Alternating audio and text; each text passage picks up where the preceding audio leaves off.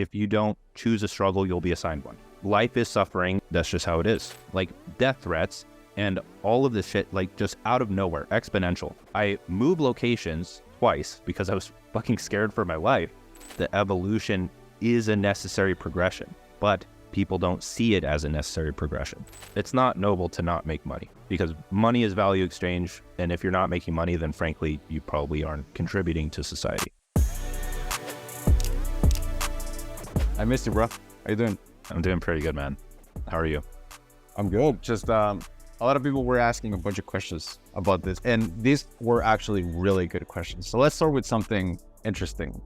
So, every time I see you, I remembered how bad my taste can be, because you got like, how many YouTube subs you got now?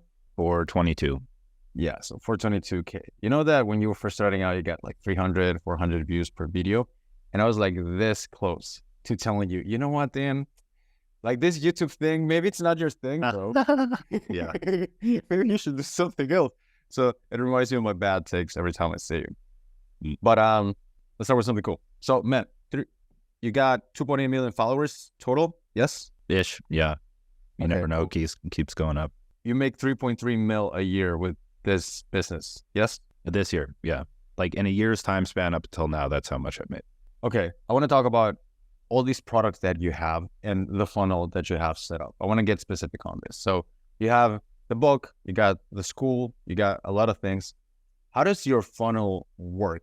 Yeah, it's very simple, honestly. Well, kind of simple because it's like so simple that it doesn't make sense when I first explain it. Like I was having a consulting call, like I just started Cortex. We're building revenue for it with like consulting services to start while that app is being built. But I was having a call with him and I explained like, okay, you've been through my course, like, you know what I do.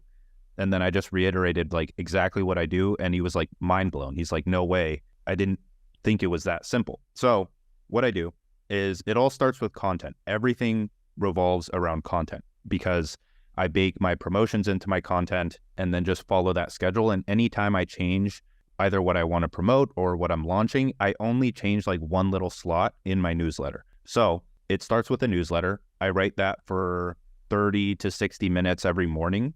And when I say write, that could mean like researching or finding certain ideas for it. Is it a daily newsletter? No. It's a weekly. It's super long. So that's why it goes against the grain. And there's a few things there where I write super long because it filters out the people that want super short. So it's a more sophisticated audience off the bat. So it starts with a newsletter. Newsletter is super long. That gets turned into a YouTube video. Like it's used as a script after, and then the YouTube video gets uploaded to a podcast. Now, people always think, don't you think people will get bored of that, it being the same content? No, because I feel like it's the same reason some people read physical books over why they listen to audiobooks or why they do both at the same time. And especially if it's a long form newsletter or YouTube video, the whole objection of like, oh, I don't want to do that because it's the same thing, that's irrelevant. It's 10 times better to do it that way. And it saves a lot of time, obviously. And it just makes things easy where I can sit down for 30 to 60 minutes, read the newsletter to the camera, send that off to the editor, and boom, it's done. That's how long it takes me to do YouTube every single week. And that's arguably my most powerful platform because I put so much time into the actual newsletter itself though. So from there, in the newsletter, depending on if I'm launching something, I'll have, like after the first section, I'll have a promotion. So I'm launching the book. So I have like a book promo there where it's like, hey, I'm launching The Art of Focus keepsake box. Here's where you can buy it. And then I also mention that at the end. So now when that goes to YouTube, I'm straight reading that promotion to the screen. It's already baked in. I'm already promoting it. It's just like, I just follow along with it. So promotions and long form content done, right? Now I'm writing tweets every single day, around 2 to 3. Some of those are based off the newsletter. Some are not, but I usually talk about the same things or relatively similar things. So I write 2 to 3, and then I take the best ones and I post those to Instagram, LinkedIn, YouTube community. So again, it's all the same thing. Like it's the same exact content. And people have their priority platforms, and it's okay if they see it again. Where I like the quote, I don't know if this is a quote or if I just like saying it, is people like to be reminded more than they need something new, or people need to be reminded more than they need something new, right? It's the fundamentals. Like until it clicks, you need to be reminded of the things that work. And so that's my entire strategy, is just say one thing 1,000 different ways. And every time you do that, just repost it across every platform. Would you say that it's kind of you create one big thing and then you kind of shred it depending on what platform needs? Yes, but that gets difficult if the newsletter itself is like very philosophical and abstract. And I'm like, maybe there's one tweet that I can pull from the whole thing. So then I have to write more tweets. And those just come to my mind now because it's natural. Where I'm on a walk, I'll write down an idea, I'll schedule it as a tweet, good to go. But the thing with that is, when I post a tweet, so I'll go on every morning, I have this like in my calendar to go and plug a backlog newsletter, right? My newsletters are all on my blog. People don't understand this either, but there's a point behind that. I take the newsletter itself on the blog and I plug that under a tweet every single day. Now, when people go to that newsletter, they're hit with the opt-in at the top. So an opt-in form, like join my newsletter. That alone has increased my newsletter subscribers far beyond just plugging my newsletter or a lead magnet, because the newsletter itself is a lead magnet and it's high value. It's both the newsletters that I'm plugging every single day are both a lead magnet and a sales page because they have my promotions and they have the email opt-in. And so that's the system that I just have to focus on every single week is one newsletter a week, 3 tweets a day, cross-post the promotions as well, because when I post the tweets, I also screenshot those, post them to my Instagram story. And if I promote the blog under the thing, then I post that to my Instagram story as well. I post it in the YouTube comments, I post it in the LinkedIn comments. So I'm promoting not directly to the timeline every single day. So it isn't hard sales every single day. It's more so nurturing, generating newsletter subscribers, and also making sales. But then every time the newsletter goes out, I'm also promoting to them because it's in the newsletter as well. So that's the entire funnel in and of itself, is I have like this suite of products that I can plug in the newsletter according to what I talk about. Like if I mention, oh, writing is a great skill, you can learn how to write here. It's never really a hard sell unless I'm very close to launching something. And then all of that just gets like recycled over and over again because it's the daily actions, priority tasks that I do every single morning for like 1 to 2 hours. 2 things that I want to go deeper on. You said YouTube, arguably my most powerful platform. So let's pie chart this 3.3 mil up to this point. Where would you say the revenue comes from in each platform? You're big on Instagram and YouTube and Twitter. I need to track because, well, the only reason I would want to track is to be able to give accurate numbers when people ask me that, because I genuinely don't care. Like I don't have analytics on my website or any of that stuff because I'm going to be doing all of the platforms anyways. You get this. The people care. The people want to know where the money comes from there. So like, if you could pie chart it? Yeah, if I could pie chart it, I'd say 40 to 50% YouTube. And then I'd say 10% podcast, just because that's like on the back. It doesn't get as many views, but like I would say monetization per views on the podcast is similar to YouTube because they're the same thing. Newsletter, very big one. I'd say that's 25%. And then I'd give each platform maybe like 5% simply because they're going to the newsletter and they may buy from the newsletter. Okay, before I asked about the newsletter, you said something very interesting, which is I make my promos baked in. When you promote something, do you bake it in the content? As in content, it's also the ad? Or do you have content only and then ad and then content and then ad? Do you bake it in or do you alternate? I bake it in to an extent. So in the newsletter, obviously I bake it in, but like, okay, so the daily consistent stuff is baked in where I plug the newsletter every day. And in the newsletter, I promote just based on what I'm talking about. Like I said earlier, if it's like, oh, writing is a very good skill to learn, you can learn it here in 2 Hour Writer, something like that. But I have like a 3-week launch period whenever I launch something new. So give an example of the book or like a price increase. Whenever there's like a major event that I need to let people know, that's when I send out like a straight promotion tweet to the timeline or to Instagram or a separate email that is not my newsletter to like just tell people, hey, tomorrow is the day of the price increase, because it's short, simple. I don't want to bake that into a newsletter or try to create another newsletter around that. Okay, so I joined your newsletter. You have many products. So what are the products that somebody can buy on the newsletter? And if you could also pie chart that if you have it, that'd be cool. As in, this one makes the most money, this one makes the least money, this one's a passion project, and this one isn't. So the main 2 products that are like solidified that I want to stay are 2 Hour Writer and digital economics. Like that, this is under my personal brand. Like I used to have some consulting. I've changed things around a lot. I still am doing consulting under like the other business now, but 2 Hour Writer, digital economics are the 2 main products. One is $150, one is $999. And I would say they're honestly fairly equal. They're like 50-50 in how much revenue they generate. And then Modern Mastery is, if you're in Modern Mastery right now, there's only, well, people are going to watch this, but this is eventually going to change over to Cortex. And so that's the new software company. So if you're in Modern Mastery, we're going to be transitioning things over. You're going to be given a chance to actually change. You're going to get everything the same, but that is going to include the software in your subscription. So you get a bonus just for like switching over. So right at this point in time, maybe too early to say, but I'm not considering Modern Mastery under a part of me right now. So it's just those two products. But Modern Mastery was pretty profitable as well.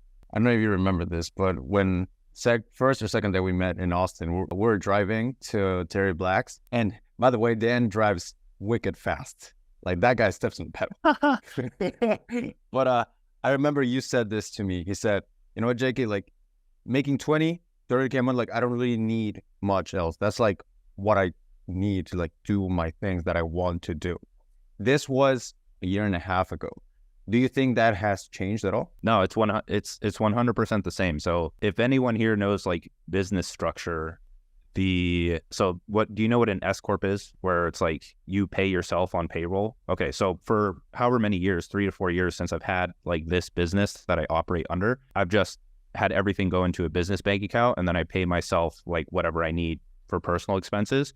So this year I'm finally like, okay, let's do the S corp thing for some tax savings, whatever. So now that's how much I send myself. It's around like 20, 30K a month. That's how much I can spend. Like that's me doing my own thing happy.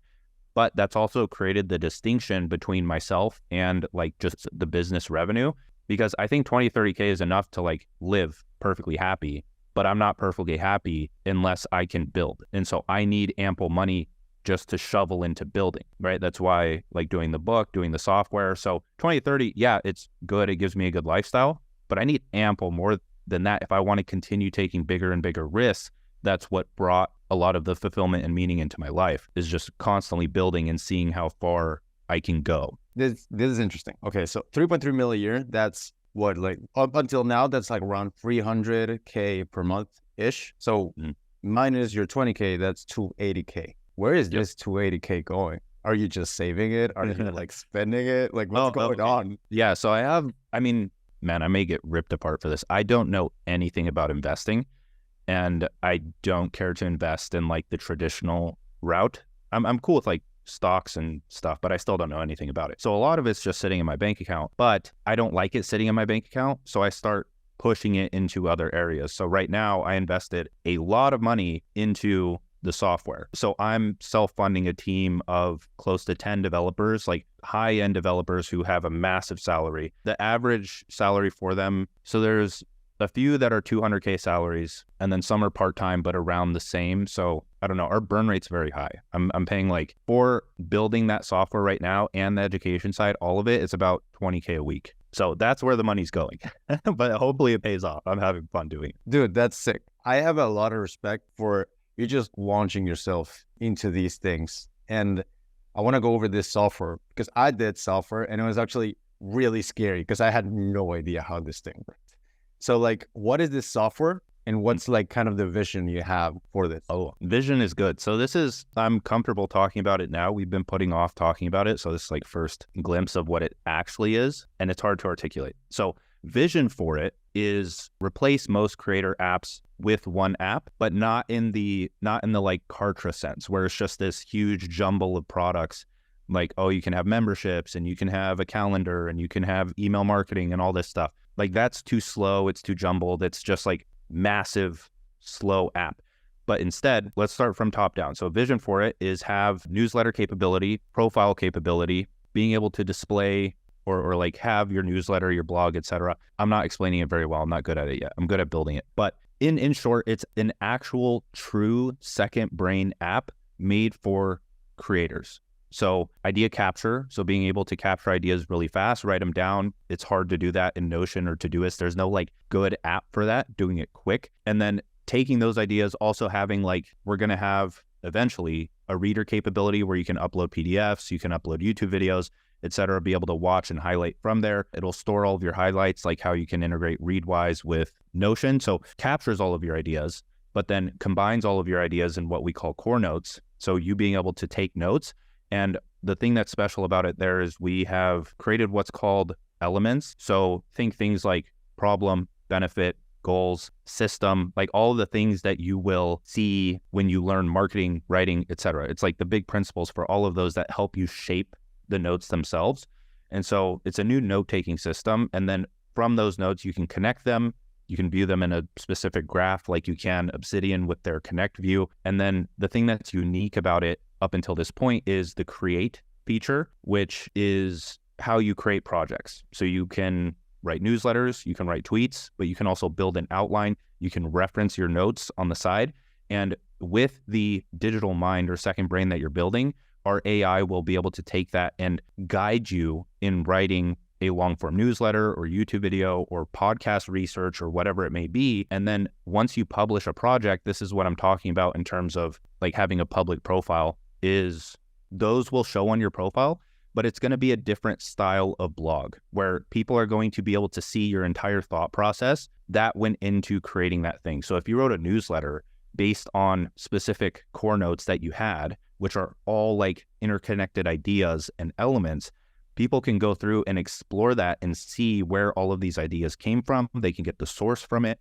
They can like go find the book. There's a lot of those things to do with that. But then you can obviously gain newsletter subscribers, etc. There's a share feature where there will be the paywall feature as well. So if you have projects that you want to have a paywall under, like for a course, then you can do that as well. But let's say that me and you want to collab on this, then we create our own second brain, like separate from our own profiles that we share. And then we add notes within there. We add certain research, certain sources, and then we can create along with that. So that's my long-winded way of explaining it. I dig it. When I started my software, what I found was that the main thing we did was basically combine two tools into one. It was a scheduler, but it was also kind of Notion, because it's Tweet Hunter, right? So the thing is, it's a scheduler, but it has tweet inspiration. And I used to have two apps and I combined it into one. And that was the entire business model. You could save on there. And this seems like it's combining 3, 4, 5 different apps into one. Am I explaining this correctly? Kind of. It's multiple different apps, but it's not like structured for you that way, where it's like we have one main powerful system of taking notes. And then it's like, okay, what do you do with those notes? You create courses, you create newsletters, you create whatever. And we're giving people the features to allow them to do that rather than being like, oh, here's a courses feature, go make a course. It's like you're building your second brain of knowledge just as a daily habit, taking notes and structuring it in a way that makes it seamless and almost automatic to be able to charge for that knowledge and attract people to your reading with that knowledge.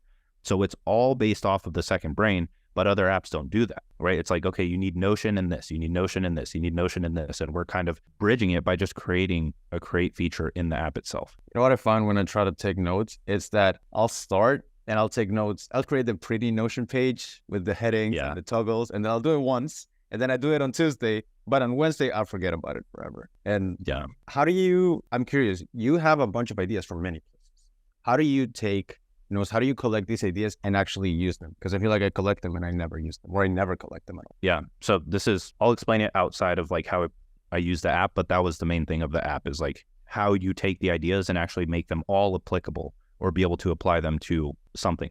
But what I've found, so when I'm writing a newsletter, I have an outline for it, and I usually start outlining it on like Sunday. And I don't really include anything in the outline just yet, maybe some tweets that it reminded me of that I wrote or something like that. But what I do, I create the topic for the newsletter itself. And then throughout the week, like the first few days, I go on a lot of walks and I'll throw on an audiobook or a YouTube video that interests me.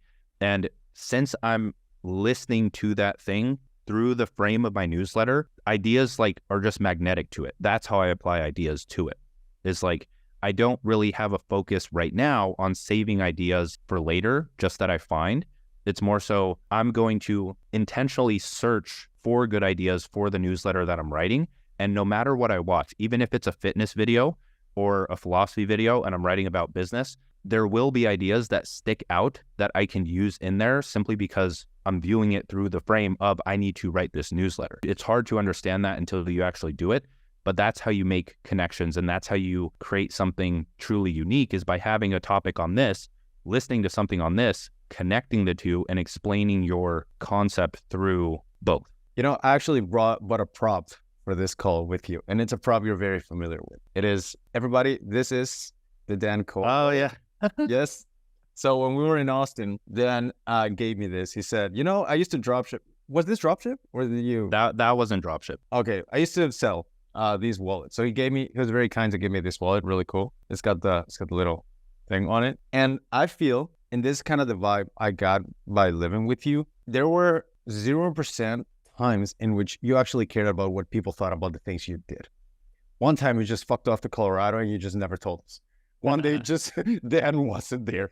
We're like, where's Dan? And nobody knows. And then you did this, and then you're doing the course, and then you're doing this software. This ability that you have, I think it's underrated, of not caring what people think and pursuing your own thing anyway. Was that something you had always, or was something you kind of developed over the years? How did that come to be? I think it's something where I just made the decision finally, where I'd been trying things for so long. Like, it took a lot of experimentation because I would do like the digital art stuff, and that was like well accepted because it's like, oh, that's cool. Like, I actually like this stuff. My friends were like, oh, that's really cool. You should keep doing that. But then I switched to something else, and then you get like colder responses from them, and you're like, okay, maybe I shouldn't do that. And you start second guessing yourself. And I switched to something else, and it's like, I'm doing SEO. And then eventually, after like hearing so many people's opinions on what I'm doing, I just stopped telling people, and I just sat in my room and would do the things I wanted to do anyways, until finally it got to the point where on Twitter, where I really saw myself being able to grow on there because I tried different social medias so many different times. Like, I failed on YouTube, tried to make like a fitness channel, and on Instagram with the digital art. And after learning like copywriting, Facebook ads, with all of these, experimenting with all of these different business models to learn those skills, I saw what people were doing on Twitter, and I started to deconstruct why their posts were doing well, how they were selling what they were selling, how they were making money. And then I was like, okay, I actually think I can do this. So I started. And then from that point on, that's when I really got backlash in a sense, because I'd post something that were my beliefs and that were semi-polarizing. Like, your life sucks because you watch Netflix too much. And that was more of like a subtweet to myself. And then they'd come to me and they'd be like, or we'd be getting lunch, and then they'd mention offhanded like, oh, I can't watch Netflix tonight or else my life will suck. And I'm just like, you get the point of what I'm saying, but you don't need to do that. So from that point on, I'm like, I like doing this. I'm just gonna, they can say whatever they want to say. I know I can actually make this work. And so I kept doing it. And then eventually it just became habit, where it's like, or it solidified in my head, oh, even if people do say things, the only thing that's going to slow me down is if I listen to them. Dan, are you aware we're all jealous of you? Why? Because you just base, bro. You just get this stuff. Like, you invent new things. One thing, I'll say one thing. You know how there's this, Naval Ravikant Navalisms. He invents these things as in do work that feels like play. It's this sticky slogans that you could like put in a bumper of a car.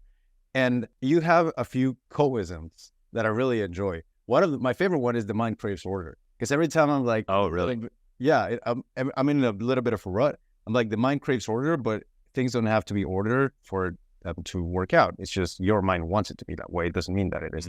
What are some of your co-isms that you're like, oh, I like this one is really practical. I nailed this one. Some that you like. One that I really like is, if you don't choose a struggle, you'll be assigned one. Like, if you don't choose the thing you want to suffer for, aka a goal or a purpose, then you're going to be assigned one either way. And that's usually going to be a lot more difficult. You're going to be assigned a job. You're going to be assigned a life path. You're going to be assigned what to learn. Like, if you don't make every decision or work to make every decision in your life conscious and intentional and by your own doing over time, over a lot of time, then you're going to fall into the trap of everyone else. Like, you can see that most people are working towards goals that are not their own, that were projected onto them by their parents or their friends or whatever. They're doing everything to fit in and conform, when that obviously leads to getting the same results as everyone else. And getting the same results as everyone else, it's not fun. Like, you can just look around and see that it's not fun. What's another one? I want the co-ism bit. One that a lot of people liked from the book, it's very early on in the book, is there doesn't seem to be a more worthwhile endeavor than to see what you're capable of.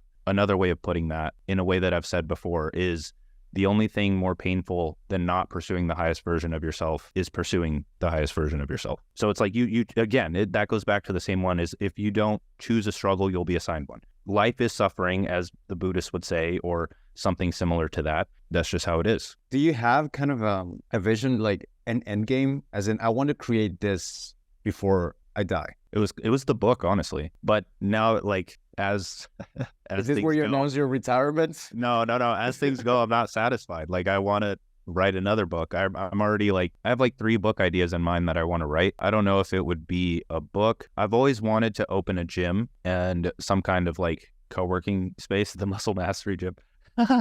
Yeah, in the chat. Remember you wanted to open a gym? Do you remember that? I do, yeah. Yeah. That's what I'm mentioning. We're having dinner, and Dakota's Canadian and I'm Guatemalan. Oh, I remember we were all going to. Yeah, that lasted for like 2 days, and then we're like, yeah, let's just not talk about it. So yeah. But we wanted to open this, like my name for it was a train everything facility, a place where we could have coffees and train, and also like a library, and also like places to work. And the purpose for that, shout out Lobo. That's right, shout out Lobo. And the purpose for that was so that Dakota and I could get our work visa and stay in the United States. But that didn't work out. We had to go. Right. Yeah. We were sitting at 2 hands. That's right. Dan, I want to ask you this. A lot of people are like, yes, it's easy for whoever, is because they have so much reach, but they don't know that you made money even before you had the reach. But I'm curious, if you didn't have your current reach, how would you get rich? There's a few ways. Like right now, I like writing content. Like I'm good at writing content. And so that's what I would do. Like, are we talking about if I could start from scratch, like no matter what I'm selling? Or are you saying like if I were to go down the same path but faster, what would I do? Whichever feels the best to answer to you. So if I were to do things different, like if I started from zero, thing that I know now is that I can make a lot of money just if I get a lot of reach, where it's like, if you understand TikTok or you're lucky one time and you really have things set up, it's like, okay, you go on TikTok, you post a video, it gets like 100 to 500 to 1 million views, and you have like something there for them to buy, and it's good and it's persuasive, then you make a lot of money and you don't need any followers to do that. Like it can just pop off that way. But with Twitter or X or Instagram or most other things, like taking luck out of the equation and having more control over it, I can write a very high performing thread based around, let's just say something like productivity. I write a thread based on productivity. I create a Notion dashboard that's very persuasive in terms of becoming more productive in some way. Let's just say it's a good product, right? I create a good product. I write a good thread. Let's say it gets 2,000 likes. How am I going to get 2,000 likes? I know you say likes and catch, but this is also like a metric for views, like people actually engaging, going down, reading it, getting to the bottom. How am I going to get those 2,000 likes when I have, let's say, 100 followers? I'm going to use my non-needy networking process. In other words, just DMing people and being cool with them, like reaching out. I feel like I'm good at approaching someone where I can go in the DMs and to someone with, let's say, 50,000 followers and just be like, hey, dude, I've been following you for a while. I actually really like this tweet that you wrote earlier. It inspired me to write this one, and then link it there. And there should be like, have a good day, dude. I'll see you around. That's it. And while I'm being honest, they still might go like, retweet that. And if I do that a few times and I'm actually being genuine and I'm being cool, I'm not being like a corporate robot on LinkedIn where it's like, hey, great to connect. Let's talk strategy or some weird thing like that. It's like, you just be a cool person like you would to someone that you're meeting at the coffee shop or somewhere else. And so if I do that, let's say 5 to 10 times, and I'm very good at it, I can get those 2,000 likes. And from those 2,000 likes, let's say I sell $1,000 worth of my productivity product. I say that's doable. Maybe we can crunch the numbers more. But then if I continue doing that day after day and I'm consistent with it, let's say I write 30 threads in 30 days, and each time I send it to 5 people and some of them pop off, go viral, not only am I building an audience that I'll be able to monetize in the future, even if they don't buy straight from that thread, but I'm making money along the way because I have so much traffic to that page. Now, if I wanted to enhance things even more, we could go the high ticket route, and I could just have a simple like service funnel with a questionnaire, have them get on a sales call with me, or even just close in the DMs, send them the invoice to pay for the service, and then I'm monetizing at a much higher level. I'm personally right now, this point in my life, I'm more biased towards low ticket products just because I like that lifestyle more, but I do see the power in like high ticket and how that can really set you up when you have a low following. It's a win early on. You get a 1K, 2K client early on, it's like, that changes your life. That's like the base. Yeah, you could definitely start with that. That's the general progression. All right, now I'm going to go into a spicy question, the one that I really wanted to ask you. I admire your patience. You can just deal with people, even if like maybe they're not going to be your best friends for life. You can still tolerate the person. I'm a little bit more petty myself. And the questions I get that I consider lazy, I don't answer them because I get tired of them. Stuff like, Dan, what are some books that would recommend so I would have your mindset? Dan, what's your morning routine? What is one thing you do differently? What is your mindset advice? When you get these kind of questions, it's not that they're bad questions, it's kind of cop-out questions because you know they're not going to do the work sometimes. Do you not get tired of these questions? I really needed to ask you. Yeah, I definitely get tired of them. It depends on the question. But I'm kind of like, dude, it's a blessing and a curse to be at the level I'm at. And it always sounds weird saying that, like, oh, I have a lot of followers. Like, no, you do, bro. Like you're different. I do, right? And you know you're different. Yeah. But the thing about this is like, I'm kind of happy because now it's like all or nothing in terms of actually answering people, where it's like now when people say when you're starting out, it's like, oh, you charge for levels of access. Like it costs a lot more to consult with this person rather than buying a product, right? It costs money to get their attention because one, if you break down the math, like I would say that I get 300 to 500 comments every single day. If it takes me 30 seconds to reply to each of those comments, it's a lot of time. Like that would be my entire full-time job. I wouldn't have any time to build or sell. The things that got me that audience would lose priority if I just responded to everyone. So for me, it's kind of all or nothing where, yeah, I'll occasionally check and I'll occasionally reply to one person that has like a very good question if I see it. But at this point in my life, the things that do move the levers, those demand time and focus that when I focus on comments and certain questions and other things, like it doesn't get done or it doesn't get done to the highest quality. And this isn't me saying like, oh, I don't respect or am grateful for my audience. It's just like, you guys wouldn't be following me. Like you guys wouldn't be here if I was just spending all day responding to you guys. Like I have to put in the thing that brought you guys to me, you know? So I'm kind of grateful where it's like, I don't have to answer those questions anymore. Okay, let's get funny here. So you get a lot of DMs, a lot of them. Yeah. So that's on top of DMs as well. It's like 300 to 500 comments a day and 100 to 200 DMs. And it's like, that's impossible. A day. Yeah. You get 200 DMs a day? Instagram, I have 1.6 million. It's insane. Yeah. How often do you get recognized offline? Decent amount. I'd say whenever I go in public, which is often very more, like whenever I go to a coffee shop, I'd say it's like 50% of the times that I go, but that's just local. It's usually not very common when I'm like out to dinner or doing something, which is nice, but it's more common where what was the story? Okay, so my girlfriend was working and her boss was like talking to her about some like YouTube person. It wasn't me.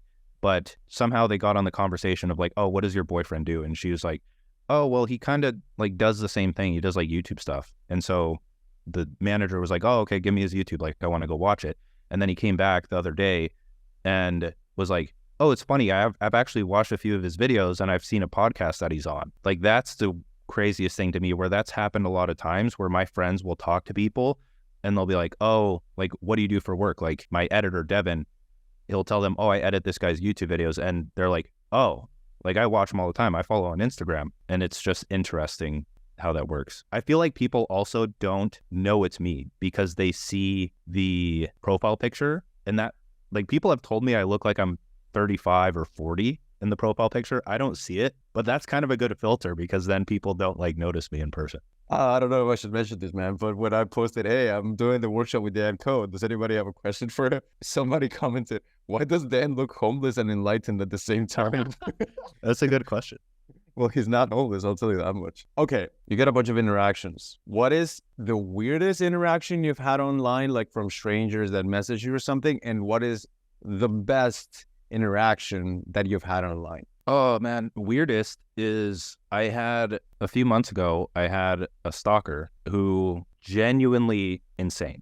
Like she was a client at one point.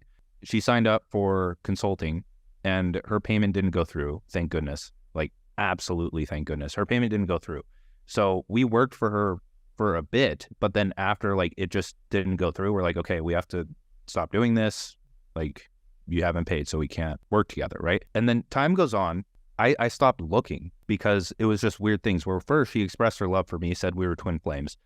And then she continued on. And this is like over the course of 100 emails or 60 emails and 100 texts, because she had my phone number since she was almost a client. And like, think of it as just like an exponential increase, where it started out with like her just treating my email as a diary, where she was just telling me about her day and like what she read in the Bible and all of this other stuff. And then eventually it just hit this thing where she's saying that I'm gay and that I'm in a sex trafficking ring, and that like she's going to move into the house across from me, and that she's going to like, the Grim Reaper is out to get me, like death threats and all of this shit, like just out of nowhere, exponential. So I call the cops, I get a restraining order, I move locations twice. So if you watch my YouTube videos and it was just like, you see this background and you saw the other one, it's because I moved, because I was fucking scared for my life.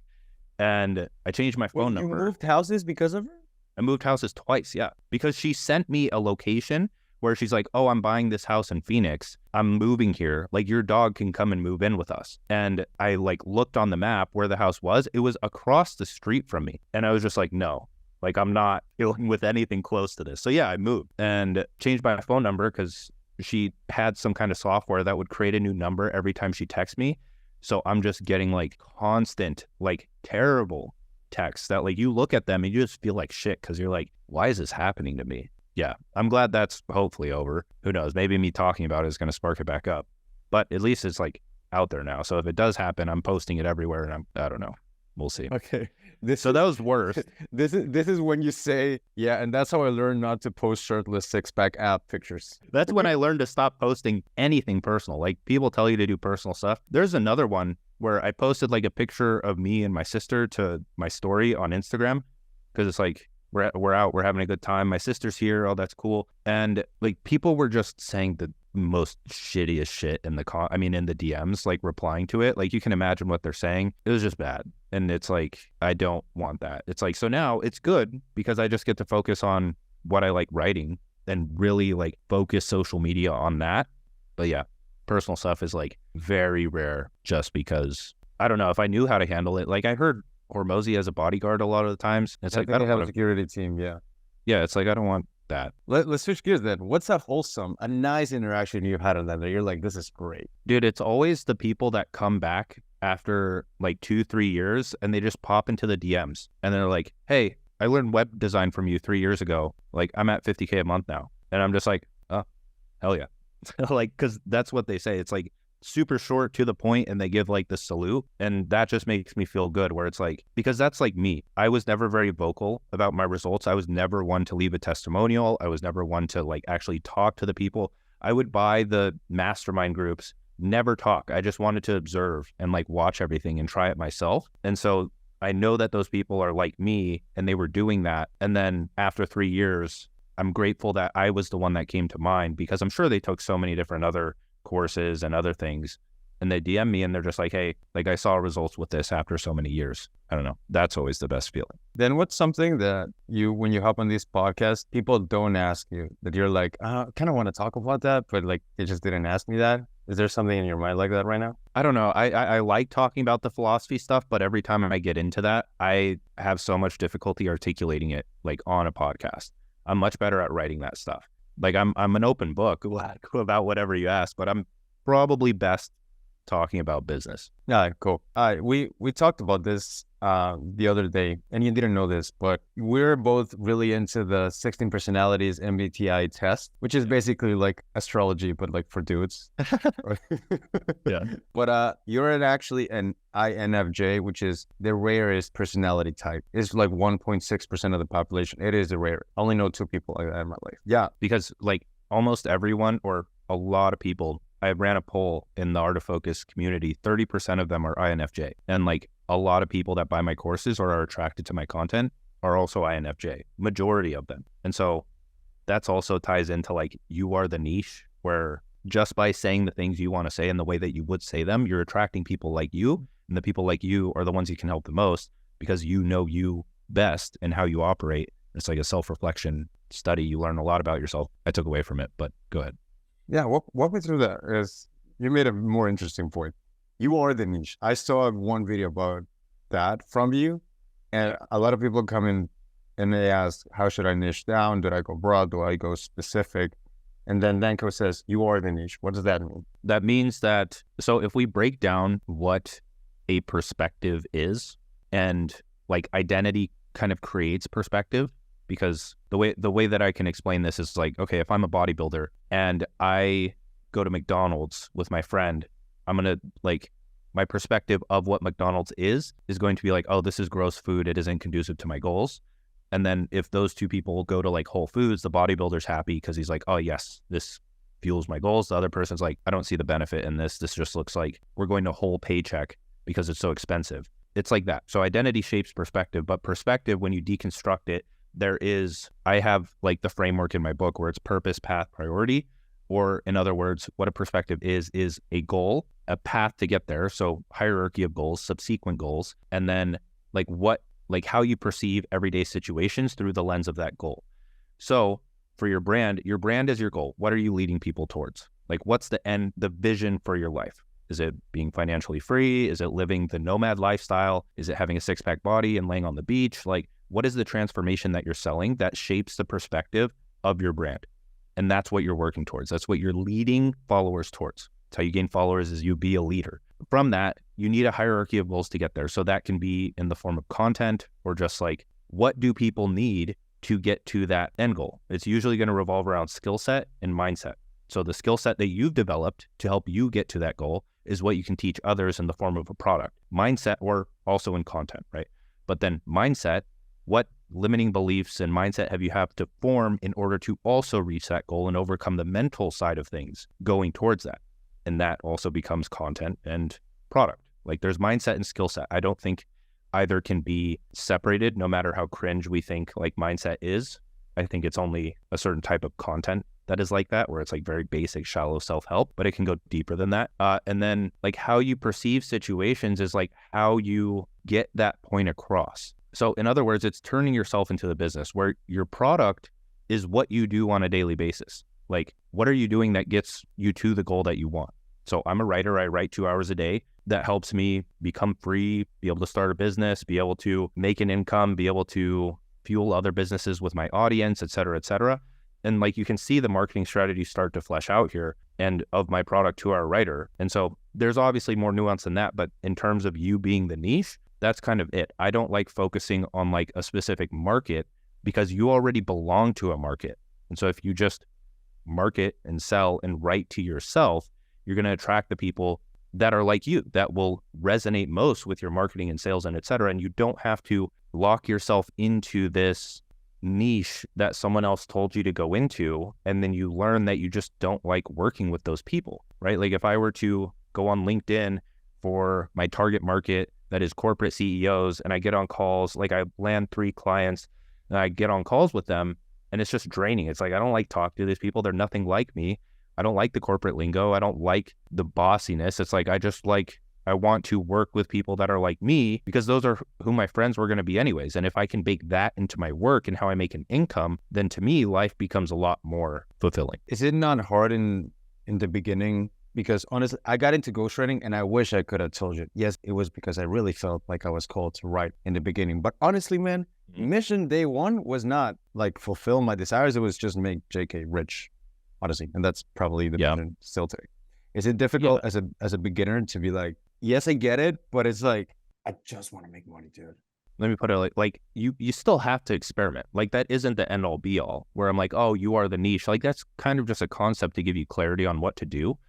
And I do believe it helps, especially in personal branding. Like when you're writing content and other things like that, it helps show people who you are. And that's what's going to persuade a lot of people to buy from you, or at least refer you. This is one example where I was talking to someone who sells female empowerment coaching, but she only talks to people or writes content for the female empowerment niche. But if she were to go broader, express who she is, express her beliefs, open it up to anyone that wants to follow her. Let's say she goes broader and she gains an extra like 200,000 followers by writing good content and not changing every message to be only applicable and relatable for people that like female empowerment.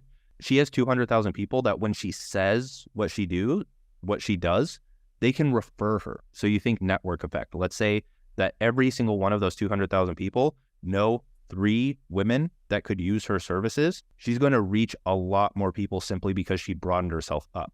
But this makes people think like, okay, well, I've been told all my life to niche down, like riches are in the niches or whatever. And I agree. But what I'm saying here is for your brand, for a personal brand, for a creator, you're doing yourself a disservice if you put yourself in a box. You want to be you and expand that over time to encapsulate more of an audience that you can filter down through lead magnet, newsletter, low ticket product, high ticket product, all of those things becoming more and more niche to solve a more profitable problem along the way. It almost feels like just exposing your values to your audience. And if I could put it in like a sentence, it could be like, you don't tailor yourself to the market, you tailor the market to you. When you expose the values and you throw it out there, this is why you attract people with the rarest personality type. Like, it's wild that so many people with the rarest personality type are in your community. Like, if you think about it, that's it's not common, right? But because you put out your stuff, you just attract likes. So after watching that from you, I made a bigger effort to share my values and what I believe in. Somebody here asked, JK, why are you transitioning more to the Danco and Justin Welsh model? It's because, honestly, I got burned out. And my value is I want to be able to say no, but I hate being told no. So when I put it out there, I attract people that I like that. Yeah. Add something on there is I think that people as creators need to evolve like time and time again. It's like a lot of the people that get to like the level of a big YouTuber, they get to the point where they have the resources that they don't need to keep going so hard on like audience building and social media. They've left their mark and they need to evolve into something new, possibly start a new business like I am doing the software. And they really decrease how much content they put out. A lot of them, like Hamza's going hard right now, but you get what I mean. It's like there are stages in both ego development or personality development, and that transfers well over into like creator development or business development. Is like if you get trapped at a singular level rather than evolve into what makes more sense, gives you more time, gives you more freedom, then there's kind of a problem there. But this is also why I like the creator economy so much, is because it encourages this evolution of your business. And when people evolve to the next level, let's say those big YouTubers, and they stop producing so much content, they open up room for the beginner creators to actually get started. So saturation is very difficult to exist if people allow themselves to evolve and grow continuously. So JK Molina transitioning to more of the one-person business or like whatever business model this is, that is different from a lot of people that have been stuck at the same follower count for the past 3 years that I keep my eyes on. That's why. It's because the evolution is a necessary progression, but people don't see it as a necessary progression. So a lot of them don't do it. 2 or 3 people have joined lately in the program, and I always ask them, who's running the kind of business that you want to run and why? And those 2 to 3 people said Danco. So I'm sure you've seen people who like, dude, like you build a great business. You build a dream business, but obviously you've seen people who try to kind of do what you have done. So can you, like, from the people you've seen trying to do what you have done, can you explain kind of where do people fail at trying to build what you have built? They don't do everything. Like they take too much time and they make excuses for focusing on one specific thing. It's like, one, you have to dedicate your life to it, because in many cases, I hope that it's your life's work. Like I hope it evolves into something that you just don't see yourself not doing. Like I'll probably still be posting on Twitter, if not whatever the writing social media of the future is, when I'm like 80 years old. I'm going to be like Jordan Peterson, maybe not in like authority, maybe, but in terms of just doing what I like doing, because that's why I like doing it. So the thing there is like, you have to learn every single skill that goes into building a business if you want to do it well. You have to experiment with web design. You have to experiment with marketing, copywriting, sales, email marketing. Like you have to absorb all of the knowledge that you didn't learn in school, and you have to not expect it to take any shorter than it took you to go through school, right? So you have to obsess over self-education in every single domain. You're a one-person business, meaning that you are the marketing, sales, email marketing, graphic design, branding, content. You're all of those departments in one. And thank goodness we live in our times right now, because software allows you to do that well and efficiently, but you still have to take the time to learn and iterate. And another big problem is that people think their first product has to be absolutely perfect and the best hit. Not even close. Like you have to just, because you don't understand this until you actually do it, but you need data in order to actually create a good product. So you're going to create a product, you're going to make a few sales. It's going to be cool. You're going to be like, oh, I can actually make money with this. But if you don't improve and evolve and create a new product from what you are learning because you're growing fast over the next like 6 months, that's the thing, is constant evolution of not only you, but your products and your brand and your business and your skill set. That's the thing, is like you can't get stuck in any one phase, and you can't prevent yourself from not allowing yourself to make any form of progress. Like if you don't have a product out, you're not going to start making progress in terms of like revenue or just product sales in general until you get the product out. Like whether you get your first product out at 500 followers or 50,000, it's still going to suck. And your second one's going to be better. So you might as well do it now and just get all of that out of your head so that you have a reference point to create something better. Would you say monetize day one? I would, because I did, yeah. You know what's super interesting to me? One of the things, some of my greatest joys in life is when I see two like really successful people and they do the opposite. And they do the opposite. Yeah. And it's like they did something like I asked Justin Welsh the same question. Sometimes people will, I don't have a horse in this race, but sometimes people will compare like, I want the Justin Welsh, Dan Cole model. And I asked the same question to Justin. He's like, probably not. And he's successful. And I ask you the question, you're like, probably yes. Yeah. There's a reason behind this. I think it's experience, because a lot of people say, you've heard this argument a lot too, is don't start on social media until you build offline and then come online, right? But so there's two different paths there, where it's like Justin, he had so much authority before social media to the point where it's like, yeah, he can create a product and he probably knows how to do it well because he has so much experience just in life, right? But me, I started, if it was 4 or 5 years ago, I'm 27. So I started when I was like 22. I didn't have much life experience. Like I'm right out of college. I had just started freelancing and frankly still didn't know what I was doing, but making decent money. I just quit my first job and only full-time job. And so it's like, I didn't have any major results aside from like, oh, I'm freelancing, which is what a lot of people want to do. Like some people see that as the dream. And so when I started on Twitter, I had to build my authority fast. And that's the thing that really made it for me, is like just by getting a product out, that is like leap in experience.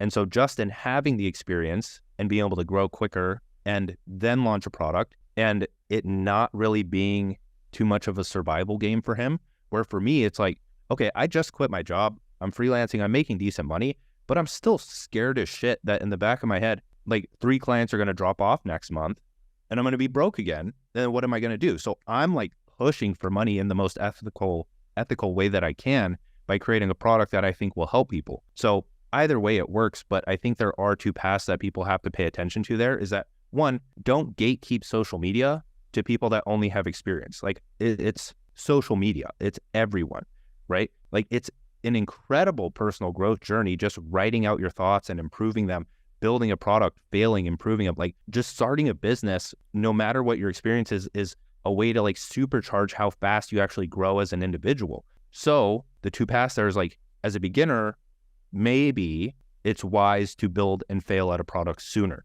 so you can start building that authority, because people that only have free content and no prior experience don't have the authority. Like sure, Hormozy has a few books that are his products now, but before that, that's like the argument is, oh, Hormozy does, like he gives everything away for free. Why don't you do that? And it's like, because I didn't build my riches outside of social media. I'm building them on social media. So you need to make that distinction and decide which way you want to go. Wrote about this today. I think that making your free stuff better than everybody else's paid stuff, I think that's a myth. People is like, when you give money for something, there's commitment.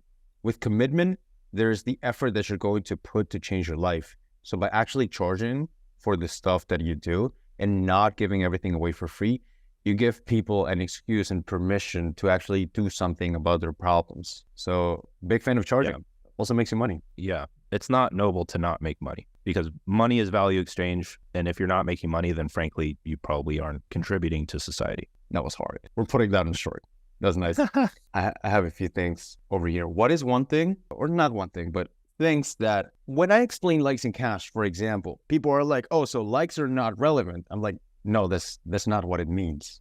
Right? It's that focus on the things that actually move the needle. That's kind of what likes and cash is. When you explain your coisms and your message, what are some things that are often misunderstood? The one person business one now is difficult for me to like explain or stick to because I have the other business, right? And over the past few months, like I have the editor, I have support, I have other things. Like technically only a small fraction of my business is one person right now. So this is actually leading into future newsletters and other things because I've evolved, right? So my content has to follow that and I have to kind of educate, trickle down. So rather than the one person business, it's going to be like the business of you. I still haven't come up with a name for it, a concept, like the invention. That's the thing is I just want it to seem like I want you to understand that it's a way to understand business. It's not about it being one person. It's not about it being the 4-hour workday. That's the concept. The truth behind it is like just a high level understanding that allows you to make better decisions in business.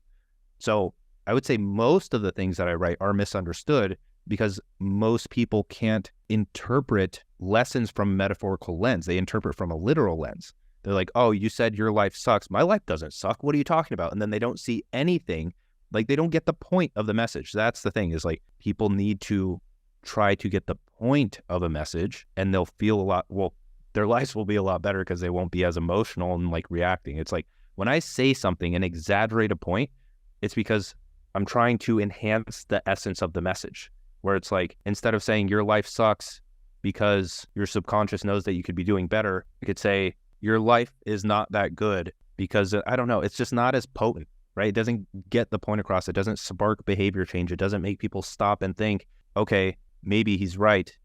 Maybe I need to do something about this. Like if it's just a watered down piece of advice, nobody's going to change who they are and what they do.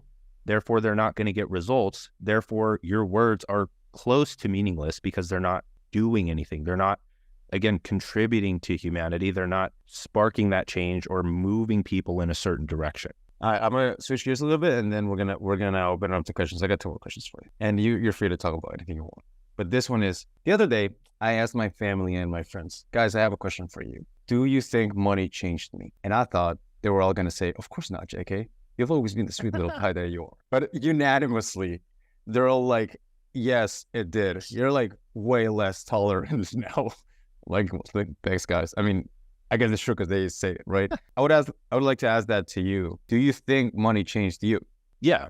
I mean, I'm just not the same person. Like, even if I didn't make the money, I'd still be a different person, hopefully. But it helped me. I feel like it helped me change in the right direction because it gave me more power to fuck up. Where it's like, I bought the fancy watch and then I got home and I looked at the watch and I'm like, I hate myself. Why did I buy this? And then I took it back the next day, haggled with the sales guy because they had the refund policy. But like, one, you feel like crap when you go and you return something so expensive because you're taking away the commission from the sales guy. So I felt like crap going in there, but I also felt like crap for buying it and wasting my money on that impulsive decision. So it taught me that early on where it's like, I don't really care about the watches. Like, I don't care about the fancy clothes. I bought a lot of fancy clothes and I keep coming back to just plain black hoodies. I wear Vans, like sweats, unless in the gym. Then it's like, I like Lululemon, which is fancy in some cases, but it's things like that where it's allowed me to make those mistakes faster. It's allowed me to invest what will eventually be like $1 million into funding the new business. And if it fails, like, one, I was comfortable doing that. Like, if I was broke, then yeah, that would be painful. But at least like now I'd be able to just acquire all of that experience without taking much of an actual hit. So the more money that you have in this sense is like, the more I can do and the less people relate because they can't do those things as well. And so they think you've changed, but in reality, like, you're just doing the things that money has unlocked for you to do. And whether or not the individual pulls the lesson from that experience, good or bad, then that will determine whether or not they like change good or bad. Because it's all relative as well. Like you see rich people all the time. You see Tate spreading his message and sparking change. I don't really care for Tate. I'm not saying that I like side with him or anything, but he is making a big impact in moving a lot of people in a positive direction from the direction that they were going. And I bet if you actually meet Tate, like when he's not in character, he's just a normal fucking dude. Like he's cool. He has a lot of experience under his belt and he knows how to play the game well and he knows how to make a lot of money. And I would say that he's overall in the balance of life because there's bass notes of a song and there's high notes of a song. I would argue that he's more of a positive song playing in this world. I know a few people that notate, they say that in real life, he's the chillest dude. Like super relaxed, super cool. Like it's the same with like Greg O'Gallagher. You hear that all the time where he's like a cocky douche in his videos, but he's gotten a ton of people shredded and like huge and on a good fitness path in life because of that, because it's attention grabbing. Remember when we went out to dinner with Mason in Austin? Yeah. And we asked him, are we like different from social? And the guy's like, no, you guys are the same. Like the exact same. I feel like I'm the same because my content is very stoic. And then, well, it's like it's stoic, but then I have those periods where I like pop off or like get polarizing. Dude, you're 100% same. So let me tell you guys what it was like at the Molina, Dakota, Danco household at the time. So Danco wakes up, first thing he does, he gets dressed, pops nicotine, goes to the coffee shop. Sometimes he doesn't say hi because he's in focus mode, right? At the time, he was focusing on seed oils. That was his thing. It was like, is seed oils bad? Is seed oils good? Whatever, right? And then he goes to the coffee shop, works, and keeps working. And then you leave, and then he keeps working, and then he goes and walks, works out, watches a Netflix show at the end of the day, and that's it. Sometimes we didn't exchange words. We lived 6 feet from each other, and sometimes we didn't explain words. So sometimes people ask me like, yo, like, bro, like between us, what's Dan like? I'm like, I don't know. Like, your guess is just as good as mine. Yeah, very quiet. People point that out a lot. I've learned to like, sometimes it does still like hurt, not hurt, but it's like, should I not be quiet? Like, should I learn to spark more conversation? Like, I can definitely have a conversation with someone, but a lot of the time I like just being quiet. I don't know. I'm slowly learning that that's just who I am. And I like that more. And so I need to lean into that. Maybe that's it. That works. Before I get into questions, I have a selfish question because, well, I have it here, so I might as well ask it. But like, here's the thing, bro. I built the business and I got super burned out. And then I thought, you know what? I built the business that I was told to build, not the one I wanted to build. Sales team, check. Setters, check. Ads, check. I didn't want that. Closer, check. Zoom calls, check. Like, I hate Zoom. You know this. And I'm like, you know what? Let me scale back. And now I'm like, I'm making kind of the same amount in terms of profit, but it's like I have a lot of time left in the day because I just read up so much. Then I'll ask people like, Ryan, my business partner, what do I do? He's like, have kids. I'm like, I don't want to do that right now. Right? He's old, so he gets it. I wanted to ask you this, like for people who are like, I got the money, like I got the time, I got the freedom. And I think that people believe you're like, I mean, you are extremely good at business. I think you're like even just as good or sometimes even better at philosophy and life and that kind of stuff. So do you have any advice for me and the people who are like, I got the money, I got the time, what do I do? I'm trying to package it up and I'm trying to like uncover the reason behind the things that I did, because I don't want to just prescribe like, oh, go on more walks and read more books and do things like that. Because the reason I was doing those things is because I love the feeling of being able to take all of those ideas and like filter them into the newsletter. So something that I was doing during my focus work. So if there's a way where you're doing the things that you enjoy doing during the time that you do it, is there a way to bake in other activities that amplify what you're doing during that time?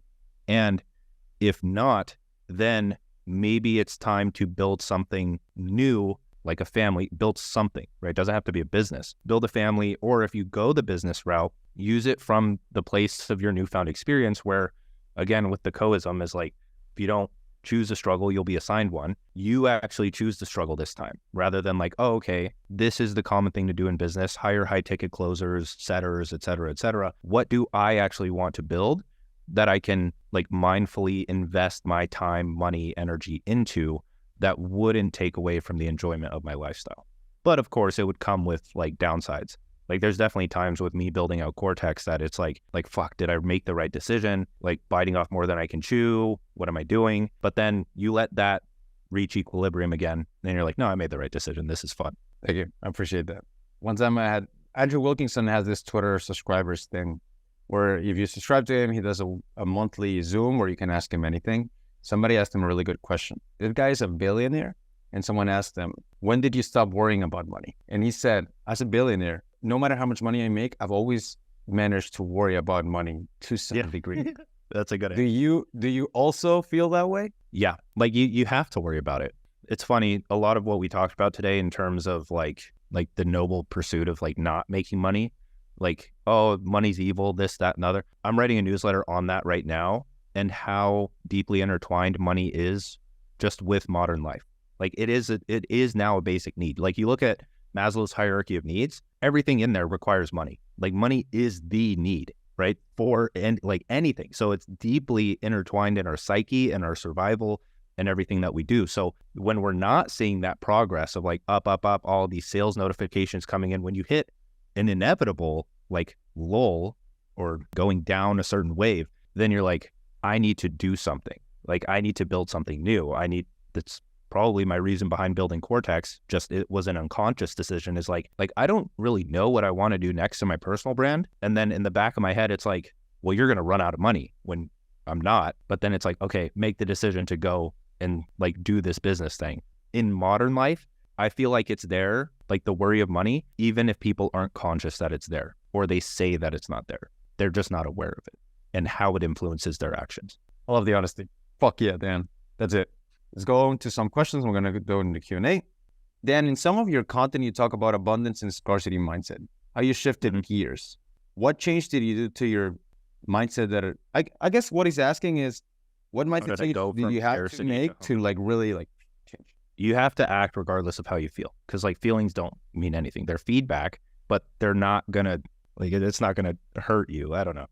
So the thing is like you have to prove yourself wrong, and that's the first mindset shift you have to make. Is scarcity mindset. I don't think I can make money with this business model.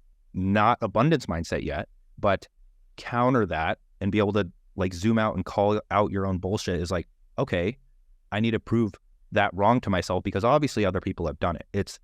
It's practicing. This is like the main thing of my book is like practicing the art of zooming out your focus, like getting the bigger picture. Like, am I being rational here? Where obviously if you zoom out and it's like, I can't make money doing what he does because he has this many followers and he's making this much and he has all this experience. And then zoom out, it's like, actually think about it. How did he get that experience? How did he get those followers? How did he get everything else? He also started from zero. And you can kind of convince yourself to at least start acting and then prove yourself wrong through those actions until it just becomes second nature to have those certain attention patterns where, oh, there's a cool business opportunity. I'm going to go do it. And then you do it. This is a good one from Juanma. On non-self-development business, so maybe non-directly high ROI skills.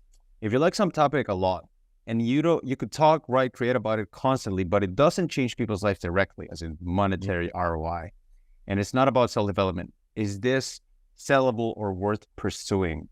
Okay, so it can be sellable. So in my eyes, the eternal markets are what most of your interest should be channeled into. So eternal markets, health, wealth, relationships, right? People always buy fitness products. People always buy health products. People always buy business products, money products, relationships products, like how to go on a date, how to be better at sex, how to nurture your marriage, whatever it is. Almost all of your interests, like they're important to you because they are like you still apply them to your daily life. Like if that's how you do it, is you apply the teachings to your daily life. Why do I like abstract philosophy? Because it calms my mind and it gives me the ability to view business from a high level and actually make progress in it. So you need to pair your abstract interests with a very practical interest that does change people's lives. And that gives you at least the satisfaction about being able to write about what you want to write about. So if you go and look at my newsletters, like go look at why niching down is terrible advice, what YouTube video, or like niching down is stupid, something like that.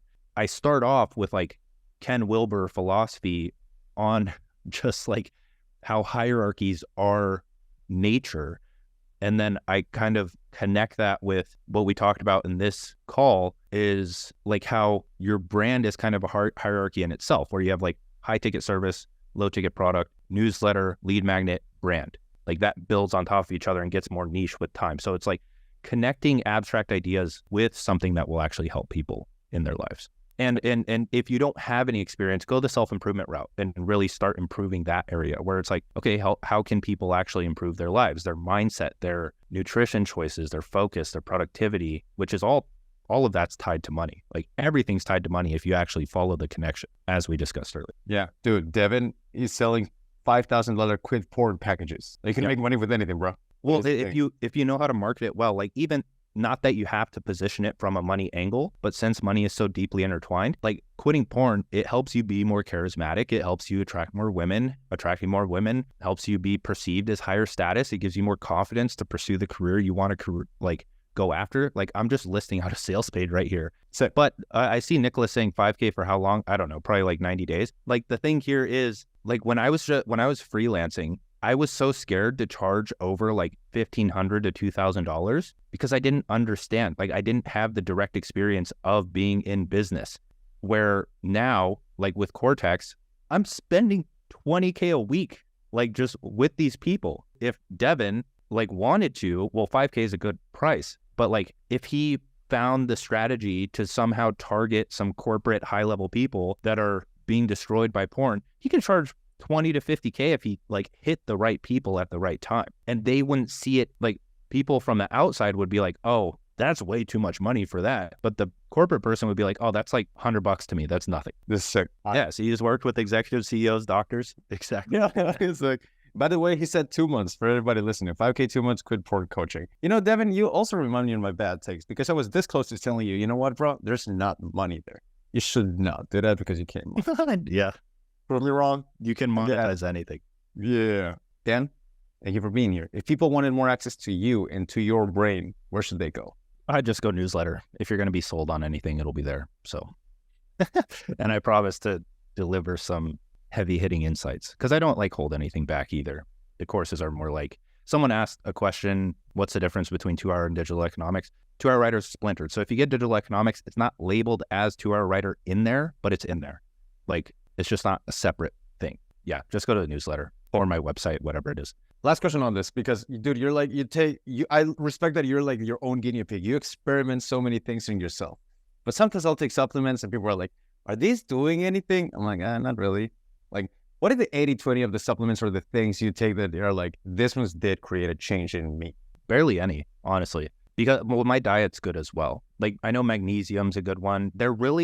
I feel like they're very helpful when it comes to like when you're actually in a disease state or you're actually noticing a problem, where if you're like a healthy individual, then they're good for like preventative medicine, but you don't need them. But then if you really start noticing raw liver, I'd still take bison liver capsules. But like if you're not experiencing like any downsides and you feel good, but then again, it's hard to know whether you feel like you're operating at your highest, it's worth testing them. But if you don't feel any different, then they're probably not doing anything because you were fine in the first place. Protein powder is like also a good one, but just simply because most people can't hit their protein. Like if you're hitting your protein, you don't need it, obviously. Hey, bro. But we'll sign like alpha-yohimbine. I noticed that. Like that's a more like niche one for like if you're in a deep cut and you're trying to like burn fat quicker. I would say L-carnitine at correct doses like upregulates androgen receptor density. So like 4,000 milligrams of oral L-carnitine, but then you have to worry about TMAO. We could talk about this all day. I need to start a fitness account. I would say like if I was knowledgeable about anything compared to like business philosophy, fitness would be higher than all of the above. Thank you for the wisdom, Dan. This is great. Yeah. Amen. Well, thank you for the time. Go crush your workout. Guys, thank you for hopping in, and we'll see you in the next one. Thanks, guys. Thanks, Jake. Bye-bye.